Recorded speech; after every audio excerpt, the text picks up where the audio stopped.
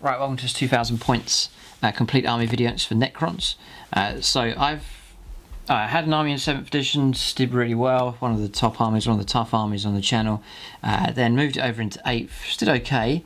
And then the new codex came out, started, if you noticed in some of the more recent games, started to use sort of the final list, but now finally I've finished the entire army to the list that I want. So in this video here we'll take a look at the list, I'll build it up, talk about the whole theme and the fluff and the idea going on, and then we'll build up the army from HQs all the way through to the final units, and then we'll stand back and zoom out and take a look at the whole army. And it's really sort of a tactical video showing you what units I've chosen, why, and it's sort of the overall army philosophy as well. So see what you think of this list. I think it's pretty tough. For what I've heard, people say that Necrons are very weak. They're not particularly strong as other codexes that are out there, but the games that I've used them in so far, they've been tough enough to deal with. So it'll be interesting to see how this final list does. There's been a number of changes. Some new units are brought in, and I've had to make some modifications as well. I've had to rebase all the Necron warriors, for example. That's finished. It's taken a little while to do, but I've got them all rebased onto the correct base sizes now. So we'll build up the list here and give you a whole overview of this new Necrons 2000 points army.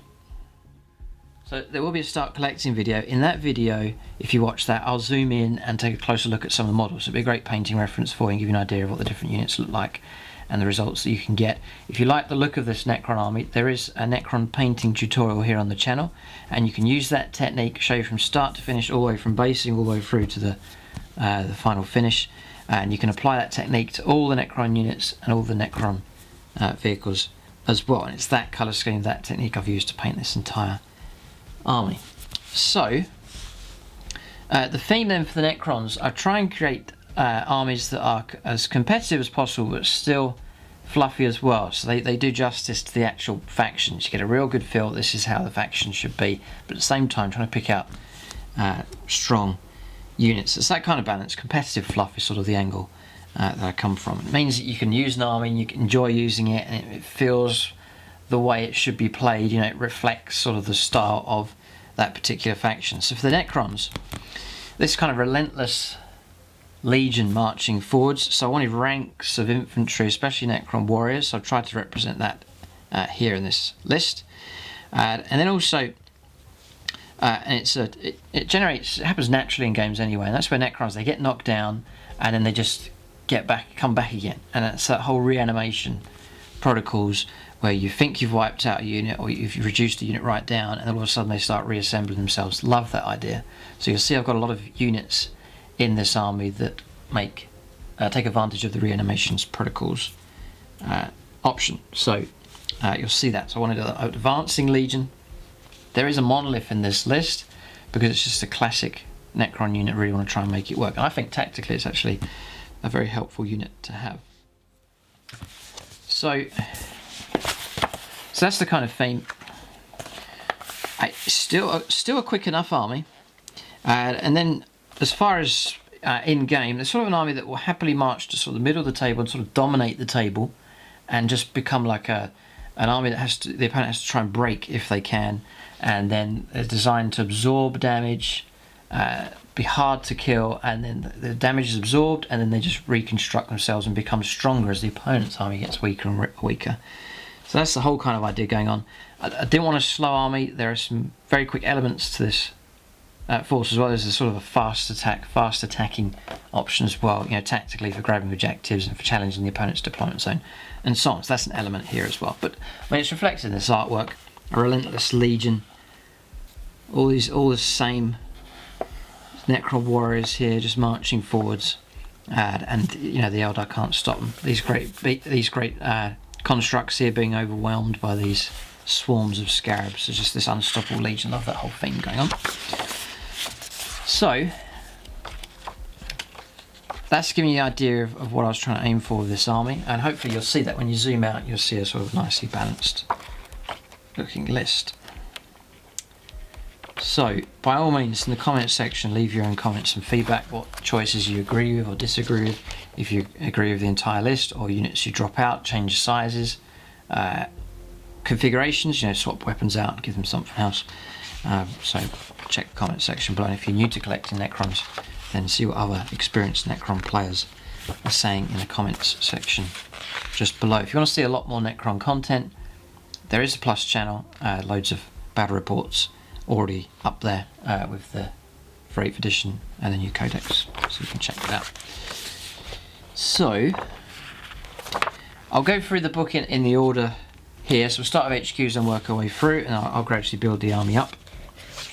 So that's the rule for reanimation protocols: 5+ for models to get back up at the beginning of your turn. You can enhance that, make it more efficient, which you'll see in the list as well. So I really want to take advantage of that. And then there's a couple of bits of tactics with this. The bigger the unit, the harder it is for the opponent to wipe the unit out. And if the unit's not wiped out, then you can go about doing your reanimation protocols. If the unit's entirely destroyed, you can't do reanimation. So you'll notice I've got a number of larger units to try and absorb as much damage as possible, and then reanimate as the game goes on. So there's something else I wanted to point out as well, just before we start. Yeah, so the dynasty I've gone for is Mefrit, Solar Fury, because I really, firepower is going to be a part of this army here. It's sort of medium range. There's no firepower in my army that's further distance than 24 inches. So it's an army that does need to march to the middle of the battlefield and then lay down firepower from there. And this is not going to be an army that sits at the back, because it literally doesn't have the range to do it. So whoever they're fighting, unless it's a very aggressive force, they're going to have to move out to fire. But Mefrit, Solar Fury. Each time model this code shoots at an enemy unit within half range of its weapons. Maximum range, the armor penetration characteristic of that weapon is improved by 1. So, Ebor's Flayer, AP -1, within range 12, it's going to become AP -2. Really good bonus. Really good bonus. So that's the one I've gone for just there. We'll cover other warlord traits and so on. We'll mention stratagems as well as we go along. And on the channel here, there is individual tactics videos where I go for more of an in-depth look. And it's a showcase as well. You can see the different units. There's a good number of those for the Necrons already up and running. So the structure of the army I've gone for is Battle Forged, and it's just a battalion. So 8 command points available for this list, which is fine. I seem to do alright with 8 command points. It's not too bad. It lets you get through a good number of the stratagems. A lot of the Necron stratagems are very cheap in points, or 1 command point at a time anyway, so that's good. So the first HQ is the return of the Catacomb Command Barge. That's been shelved for a long time, and then I've decided to bring the Catacomb Command Barge back. So just bring the model in here. So it's TAMUN Ra. I used to have him on foot for a lot of the games, but now he's back onto his barge again. I think the barge has improved. Some great tactics you can use with that. So he's not the Warlord, but he's the second HQ that's needed to make my battalion.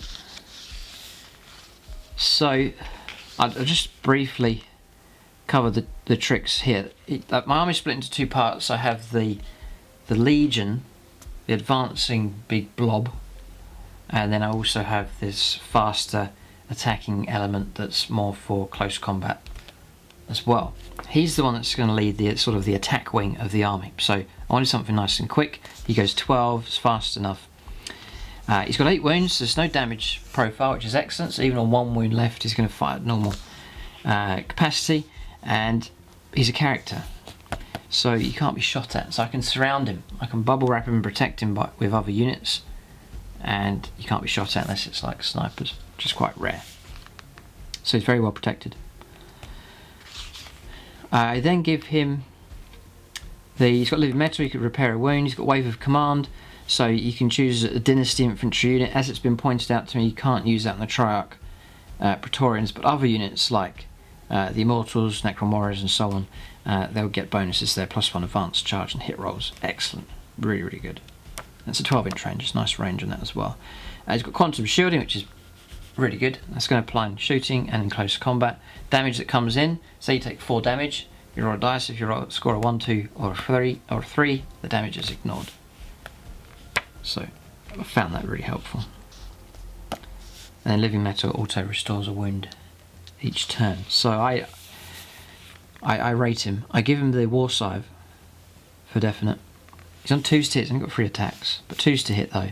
Plus 2 strength, so on strength 7, AP -4 and 2 damage. So he's pretty good against like characters, especially against models that don't have an invuln save. Particularly nasty. But I found him to be okay. He's alright. He comes in at 169 points. At this stage I will point out I do take a relic. You get one free of charge. There is a second relic I may take. That's optional. We'll just cover the relics here. So I give him the lightning field. I know the Void Reaper's good, but the lightning field I found to be really helpful. The bearer of the lightning field has a 4+ invuln save. So that's shooting and close combat. So now you've got quantum shielding plus the invuln save, and he's a character. He's very well protected. And then roll a d6 for each enemy unit within an inch of the bearer at the fight phase. Start of the fight phase on a 4+. Suffer a mortal wound as units being struck by lightning. It's a little bonus there as well. It's a good few times I've caused mortal wounds with that.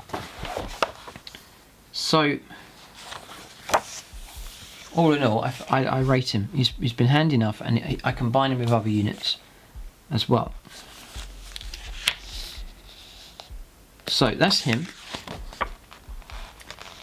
Then I take a Cryptek.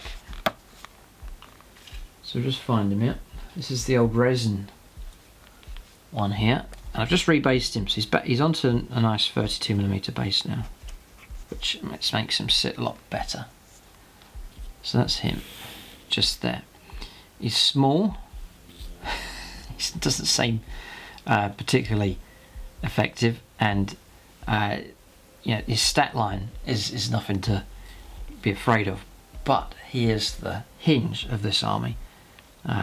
As far as the legion's concerned, this big blob. He's going to sit right in the middle of my legion. So surrounded by Necron warriors and immortals, he sits right in the centre of that. Some great things that he does. So I'm not going to call that a stat line. There's nothing special in there at all. Staff of Light, so it's okay. 3 shots, strength 5 -2. That's all right. But what I do here is give him. This one comes with a chronometron. So Dynasty infantry units, this is your warriors and immortals. Units in 3 inches of a friendly model with a chronometron have a 5+ invuln save against ranged weapons. So immediately I grant my whole infantry legion a 5+ invuln save just because of him. So it's absolutely brilliant. The total for him in points is 95 points for him. So he's expensive enough. Then Technomancer, add 1 to reanimation protocol rolls for models from Dynasty units within 3 inches of him. So now all of a sudden my reanimation goes from 5+ to 4+. It is a big help. Half your models are going to get back up instead of 1/3. It's a significant help. So I think it's well worth the points. I just think it's excellent, and the amount of models I've resurrected in games is literally like hundreds of points at times. It's literally been hundreds of points. So 2,000 point army may end up, after all your resurrection and reanimation protocols have been done, 2,500 point army equivalent because of the amount of models you've resurrected. So I highly rate the Cryptek. I then make him the Warlord. He's nicely buried in amongst the gun lines. He's quite hard to get to. He does have 4 wounds, so he can absorb sort of a bit of sniper fire. You've got to be a bit careful. Tactics, I'll need to keep my Legion units nearby because they've got to be kept within 3 inches to be granted that. So I place him very carefully. I make him the Warlord, and let's look at tank. Warlord traits is here. Yeah, Immortal Pride. So the for any Dynasty units automatically pass morale tests whilst they're within 6 of your Warlord. In addition, your Warlord can attempt to deny 1 psychic power in each enemy's psychic phase. The same manner as a psychic. So I get to deny a power, that's handy enough. But the main thing is the auto pass morale. If I'm taking big units, the danger is morale. If I had to have 15 Necron warriors, I take 14 casualties, morale's going to be a problem. I don't really want to be burning through lots of command points to do the auto pass for morale. So you just take Immortal Pride, and now all of a sudden all my Dynasty units auto pass morale. So now I can go for big units and not worry about the horrific casualties coming through. They'll hold position because of his Warlord traits. I think that's why I'm saying He really is a very important part of this Necron force. He really holds the whole thing together. It's a very, very important unit indeed. So that's him. The HQs play a very important role here. For all of these do, they're very important. So Cryptek then, the Destroyer Lord's good, but I've gone for a third HQ. It's another Cryptek, same entry here but different configuration, and that's the new model that came with the Forgebane set. So there he is, beautiful model, really nicely put together by Games Workshop. So that's him. That's my 3 HQs. Again, nothing much on the stat line. So what he does is +1 to reanimation protocols for models from Dynasty units within 3 inches of any friendly Crypteks. So he helps out in that regard. And again, it's Dynasty units here, so I don't think he can help the Triarch Praetorians. It's interesting. So they're always stuck on a 5+ for their reanimations. Unless you've got like a, I don't know, even the Resurrection Orb. No, it's Dynasty units. Interesting. But he's got the Canoptic Cloak here. So it has a move characteristic of 10. So he's designed to keep up with the fast element of my army here. So these two go together, roughly going at the same speed. And he gains a fly keyword. In addition, at the start of your turn, you can select one friendly Dynasty model that has the living metal ability that's within 3 inches of this model. Here he gains D3 lost wounds instead of 1. So living metal, that's him, the monolith that I have as well. Instead of regaining auto 1 wound, it's D3, it's potential to restore 3 wounds. So he's there just to help out, do repairs, and to keep up with the main attack. So, and he comes with the Staff of Light for melee and for shooting as well. So just he's there to lend a hand. So that's the HQs. I've split these up now so you can see what goes where. You've got the Legion blob over here. This is just a solid part of the army. It's designed to move out to the middle of the table onto objectives, to sit there and just to fire away and destroy whatever comes near them. And even vehicles just to grind them down with that firepower. And then I've got the attack element of the army here. I can use it to counterattack anything that's heading towards the Legion, or I can send them out on a mission and they can move nice and quick. So, on to troops then. And I was talking about that theme earlier of having this relentless legion. So I've gone for Necron warriors. And they've all been rebased now onto these bigger bases. Been meaning to do it for a long time. So they're all officially correct now for their sizes. And they do look more impressive. So the trick that I did with these was the old base, I just trimmed off the edge. And then just keeping the basing that I'd already done, and then just with plastic glue stuck them on top of the new bases, and then just put the sand and gravel to fill in the edge. It didn't mean uprooting the whole model or rebasing it entirely, and then I just covered the model up and resprayed the edges, highlighted them, put new flock on top, and then they're done. And you'd hardly notice the actual top part of the original base is still on them. So you can go for units of 10, but a lot easier to wipe out. So to bulk them out, I've gone for units of 15. That gives you that nice Legion sort of feel, and it's a lot harder for the opponent to try and wipe those out entirely. It'll take a fair bit of effort. Remember, there's a 5+ invuln save there, and then if they do survive, I've got my reanimation protocols on a 4+ with the Cryptek nearby, and they're fearless as well. They're not going to suffer from morale because he's nearby as well. So I've always loved the look of legions, ranks and ranks of mindless Necron warriors.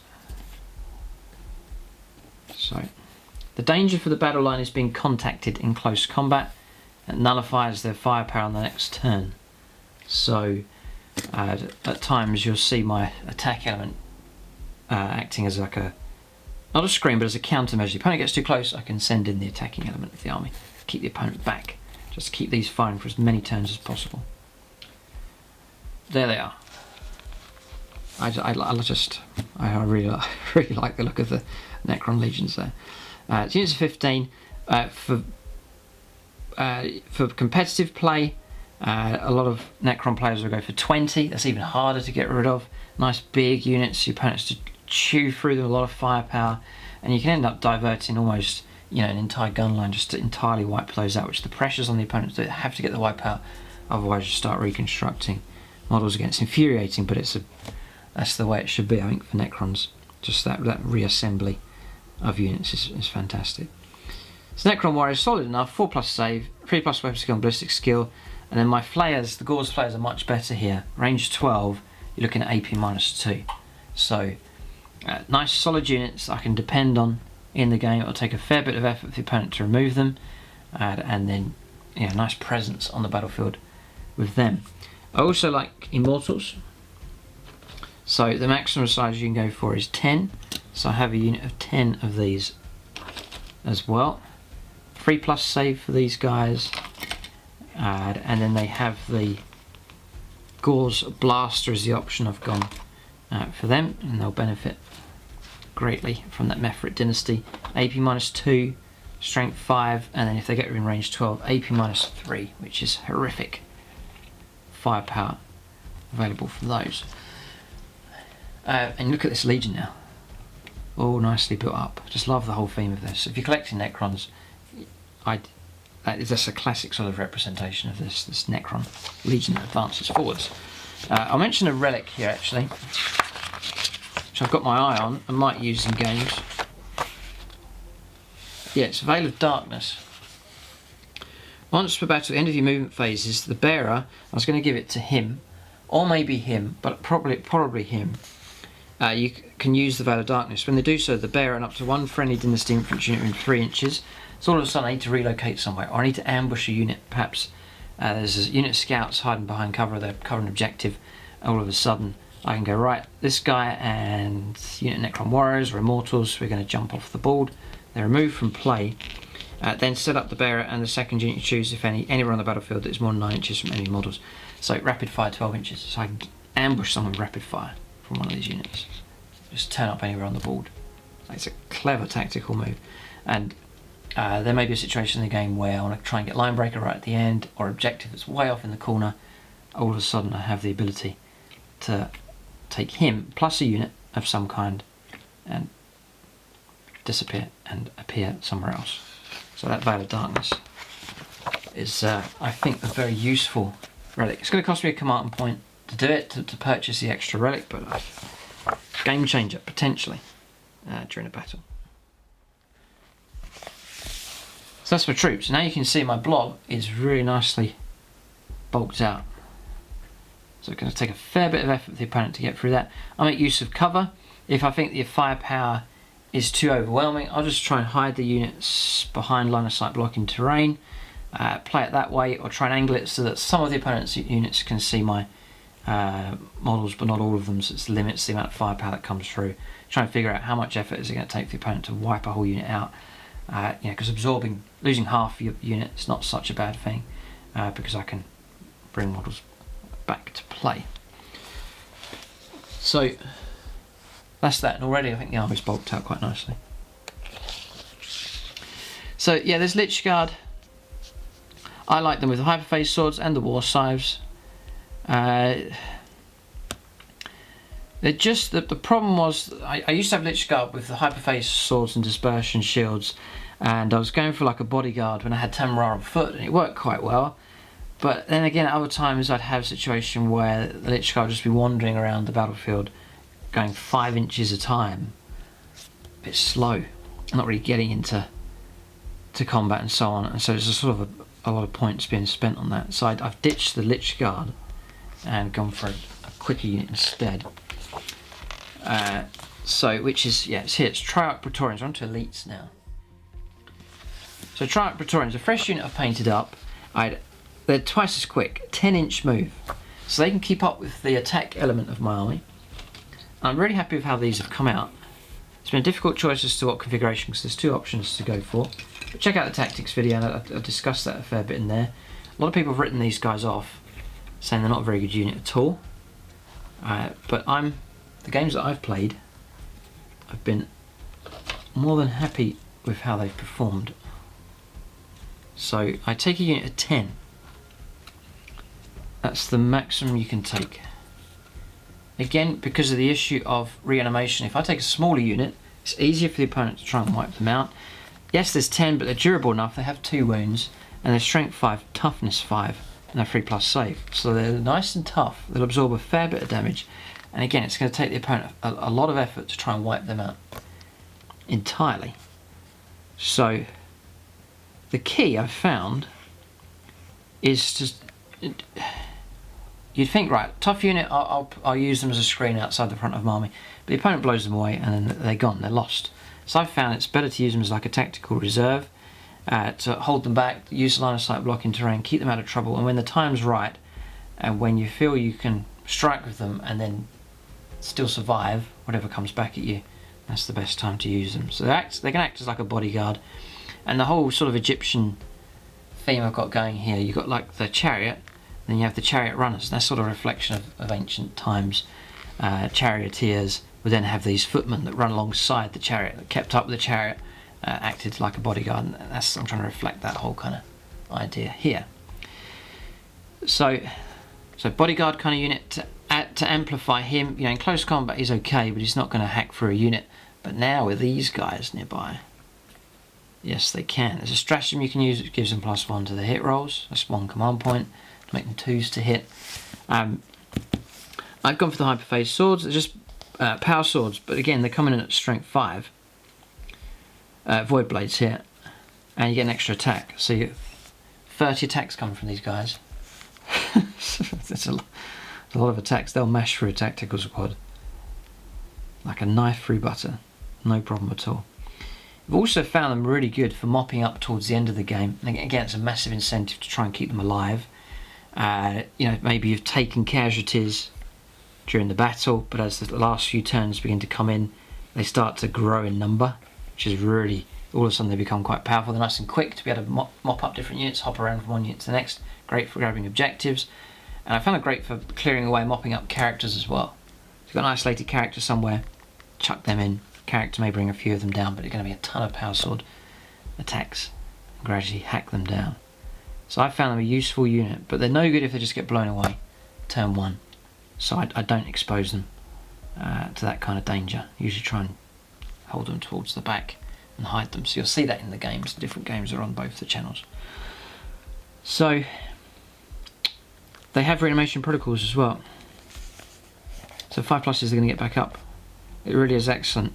And then for morale, they auto pass morale, so they don't need to be near this guy. They can operate by themselves. They could take 9 out of 10 casualties.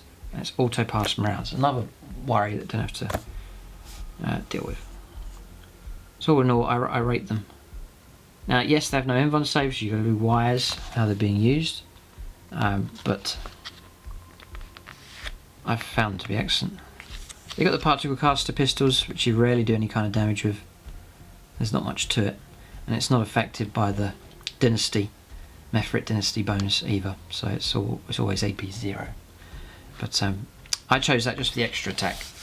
The Rod of Covenant gives it the same stat line, but you don't get the extra attack, so I've chosen the Void Blades.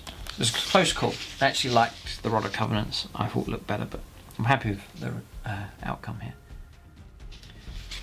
So again, this has bulked the army out here. I've got nice, solid blobs of infantry. I know it's going to take the opponent a fair bit of effort to eliminate any one of these 4 here. And that means that if that's solid, my character's nicely protected. So I want that solid kind of feel to the army. Durability is the key word for this Necron army. And then that survivability, and then just that resurgence towards the end of the game. They claw back lost casualties. And as the opponent gets weaker, it can't replace his casualties. The Necrons rebuild themselves and become stronger and stronger. And you'll see that happen in the different bad reports. So, I haven't finished yet. We've still got a lot of points to get through here. So, let's try it. Praetorians, really glad to have them in the army, and that's helping out my fast element.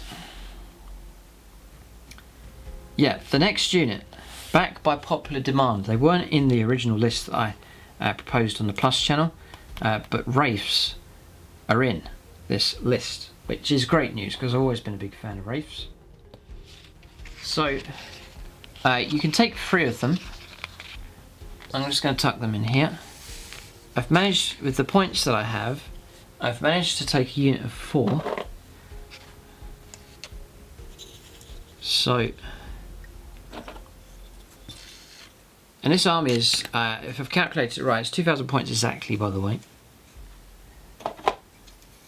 So maybe just to help you out, if you want to copy this list, go ahead. It's no problem at all, and see how well you get on with it. And by all means, use this list if you have the models, and then leave some feedback, like a battle report summary of how you got on. It'd be fascinating to hear how other people get on in games with the same list. But 320 points, the Triarch Praetorians are 32 points each with the upgrades, and then times 10. The Wraiths, 220 points for those 4, we'll come back to those in just a moment. Necron Immortals have got 170 points, 180 points for the Necron Warriors. 169 for him, 85 for this one, and then 95 for him, paying the 10 points extra for the Chronometron. But Wraiths then, solid as a rock with their 3+ invuln saves. They infuriate armies that they come up against. Very hard to remove. You can send them out on nice quick missions. I found that there is a stratagem which can catch, again, it's been all the way through 7th edition, it's the same. They're so quick, they catch people out, they jump up and over stuff, so you can go as the crow flies straight at targets and really catch people out. And they have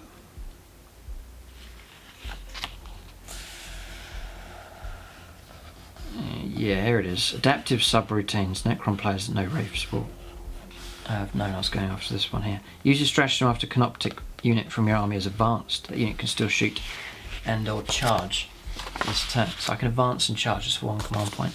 And you can really catch the opponents out with that. You know, 12-inch move, and then potentially a +6. So, you know, 18 inches, and then still charge on top of that. Very, very quick. So very useful. So 3 attacks, 3 to hit. They can jump up and over terrain. If they fall back out of combat, they can then charge something else. Excellent tactical flexibility with them. I know there's restrictions now, the big FAQ. You know, the 0-inch charges and so on, or being able to jump over stuff as you charge. But still, I think they're decent enough. Vicious Claws. It's attacking at strength 6, 8 -2 and 2 damage. So, you know, hacking through Primaris Marines and so on, no problem at all. But it's the key for them is that 3+ invuln save. They've kept the 3+ invuln save, and it means it's just very hard to try and get through to them. 3 wounds as well, so decent enough. Yeah, and then a unit of, because they leash at 10, unit of 4 is not going to be affected by morale, I don't think. No, so solid enough. Just a solid unit, and they get nice and quick. So I add them to my attacking element of my army. Sometimes I hold them, I can keep them near the gun line here. Something gets too close, poses a danger, send them out, no problem at all. So a very useful unit to have. Didn't take Scarabs. I was planning to take them, but I haven't gone for Scarabs in the end. Just don't see them being that effective.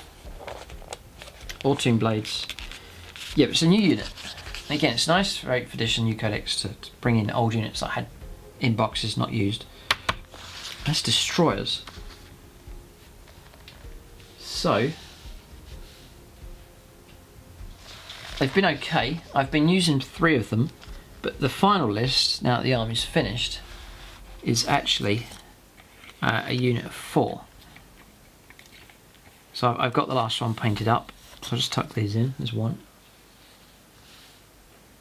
Here's the new one. 2, 3, having to back up here, 4. There's a nice horde, this Necron army. I had a Tomb Spider in the list, but I wasn't doing anything. The opponent was just picking it out with flyers and First Blood, and it's just useless. So I got rid of him, and it freed up some points. So use the points to get the Wraiths into the army. Originally, one of my lists, I had 6 of these to maximize, you know, to really boost up their firepower. But 4, I think, is okay. I think they'll still be useful. I would say for these 2 units, you may see some variation going on here. You may see a time when I increase the size of this unit and decrease the Wraiths, or decrease them and increase the Wraiths. I'll play around with that. I think that's adjustable, the size of those two units. They can go up or go down, but I've sort of gone average here and just balanced them out at 4 in each. So destroys them, 3+ save, toughness 5, 3 wounds. They're tough enough to get through. There's 12 wounds there in that unit for the opponent to try and get through. What's interesting about these is they have the fly keyword, but they're infantry. So they will benefit, and they're a dynasty unit, so they'll benefit from his 5+ invuln save, and also the chronometron. The 4+, they come with reanimation protocols, and the amount of times I've had these reduced to just one model left, and then I reanimate the other two. The opponent just drives them mad to see that blasted unit return to the battlefield. They have the fly keyword, so they can be locked in combat. They can pull out of combat and still shoot, which is the crucial thing with them. They can just pull out and still keep firing with their weapons, and it's their firepower is the reason why I've taken them. Gauze cannon, heavy 3, strength 6, -3, or if I get within range 20 or range 12, it's going to be -4 and D3 damage. Absolutely deadly firepower. They're a killer for units like Terminators and Primaris Marines. Absolute killers. You can move and fire heavy weapons without suffering the penalty to hit rolls. So I can move around nice and quick. They go 10 inches, so I can have them hovering around on the back line, jumping in and out and so on, or they can keep up with the attacking element if they need to lend some fire support, sort of to clear a path as I try and punch through with these melee units. So both these units really, the Wraiths and the Destroyers, tactical units that I can use to support the attack, or I can use as a countermeasure with the gun line. So they sort of operate between the two. So, and that's handy in a game. It's useful to have that flexibility. So that's the bonus then, the ability to reanimate. I think he can use his wave of command to boost them, to give +1 to their hit rolls, to make them 2s to hit for their shooting. That's incredible. There's 12 shots coming from that. And then what sealed the deal for me for taking these in the list is the stratagem here. It's somewhere. Extermination protocols, yeah. Uses only one command point. Use a stratagem in shooting phase before shooting for Destroyer Lord, a unit of destroyers or a unit of heavy destroyers from your army. Reroll failed hit rolls and wound rolls at the end of the phase. I think it's one of the best stratagems out there. It's utterly fantastic. It really is good. Reroll hits and then reroll your wounds. So if you're up against the vehicle, only strength 6, 5s to wound, but the ability to reroll is really going to help. And against infantry targets, exceptionally reliable hitting and wounding coming through. And then the actual damage of the weapons, absolutely deadly. AP -3, D3 damage. So I very much rate them. Again, I was trying to use them sparingly. I don't want to expose them so they get blown away and they're gone, because once they're gone, there's no reanimation. So I'll try and be careful in their usage. But again, it's another unit I'll try and keep alive, because again, it'd be excellent for mopping up targets towards the end of the game. So what you'll see is I was thinking about wasps, right? This is an interesting illustration here. You concede the fact, sometimes you have a garden and you're being pestered by wasps, and you concede the fact you're not going to make the wasps go away. So what you do is you create a distraction where all the wasps can go to, and then they stay away from where you are. So you get like a jam jar, put some jam in it, and then go and put that at the far end of the garden, and then all the wasps head over there, and they stay away from where you are. Well, so just to apply this, I can't stop the opponent from firing me. I know he's going to fire at something, so I don't want him to fire at these targets. And so what you'll see in a game is often I have these in a more exposed position, inviting the opponent to fire at them. And then the opponent wastes a lot of firepower firing at these, which are units I know are going to be hard to remove, and then easier to, I can reanimate them, bring them back. So the opponent spends his energy on this kind of target, and I'm reanimating them, bring them back, 5+ invuln and so on. And the whole time they're firing at them, it's keeping them alive, and these are the game-winning units. So that's just that kind of tactic, just conceding the fact you're going to be shot at by something. So just let them be exposed, receive the firepower, and survive hopefully, and then try and preserve them, keep them out of trouble. That's the idea. So this army could fight all right as it is, but I've got 381 points left. So I've taken the monolith. I'll hardly get it onto the... You'll see it as we zoom out a bit later on, but there's the monolith there. And look at that all of a sudden. This army's suddenly got really big. I love the monolith. People call it a toaster and different insults and so on.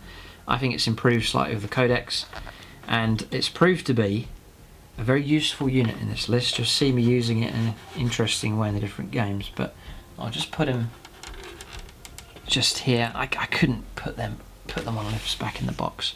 I really wanted to use one. It's Necron warriors, and monolith is just classic Necrons. So the monolith is in. I don't think it's as weak as a lot of people would say.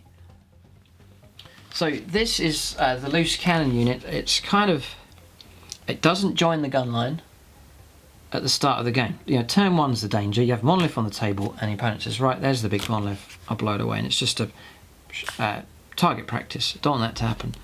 So you can counter that here with Death Descending. During deployment, you can set up this model in the upper atmosphere, so you can keep it out of trouble turn 1. So I just always keep it in reserve, so the opponent can't blow it away turn 1. So sorted, protected. It means that you're going to get initiative with it. You're going to strike and you get to shoot. You got the Portal of Exile. It protects a little bit in close combat. You descend down. You have to deploy more than 12 inches away, so it does limit sort of where you can go. I would often use this in two ways. The first way is if the opponent's coming right on my gun line, all of a sudden I need firepower support quickly. I'll call the monolith down into my deployment zone, and it can lend some fire support to the gun line. Or I'll hold it off for a few turns and let the game get going, cause casualties on the opponent in exchange of firepower, and then as things as the deployment area is not as hot as it was, there's not as many enemy units around and they're distracted and fighting, then bring the monolith down in the upper end of the table, ambush units and so on, and just create a big distraction, big headache, big problem. Now there's a monolith, in your back line, like for assault armies and so on.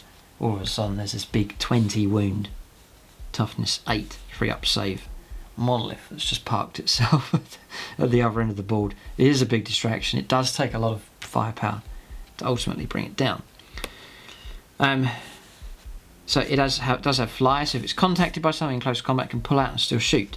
Its firepower's okay. Gauze flux up, strength 5, AP -2. If I get to within range 12, it's going to be AP -3 because it's dynasty here, Mephrit, and then there's 4 of them, so it's 12 shots at 3s to hit. Brilliant. It's excellent for ambushing. I use these, like I brought that down, ambushed scout units, landed at the back, blew away unit scouts, next turn move over, blow away the next unit. It was really good fun doing it.